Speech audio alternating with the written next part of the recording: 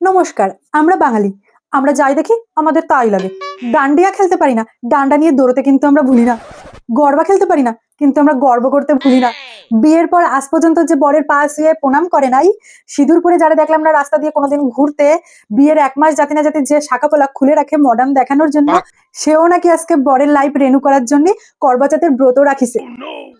High বাঙালি high, তুই আর বাঙালি নাই।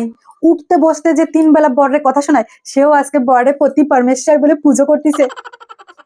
দেখো সব প্রতি পরমেশ্বররা, বউ যা চাচ্ছে আজকে সব খুশি মনে দিয়ে দাও। বউ যদি একবার খাবার খায় নাই, তাহলে কিন্তু তোমার স্বর্গের টিকিট কনফার্ম।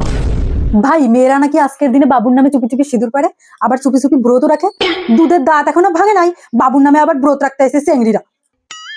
শোনো চেংড়িরা, তোমার বাবুকে সেটা কনফার্ম হয়ে তারপরে ব্রত রাখবা। ফালতু ফালতু অন্য কারো বাবুর লাইফ রেনু করার কোনো দরকার নাই।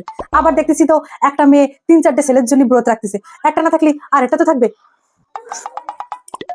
ভাই, আমি শুধু পারলাম না এসব ব্রত করতে, তার মানে এই না যে আমি আমার বরের ক্ষতি চাই। উপোসের নাম শুনলে আমার কেন জানি শরীর খারাপ করে।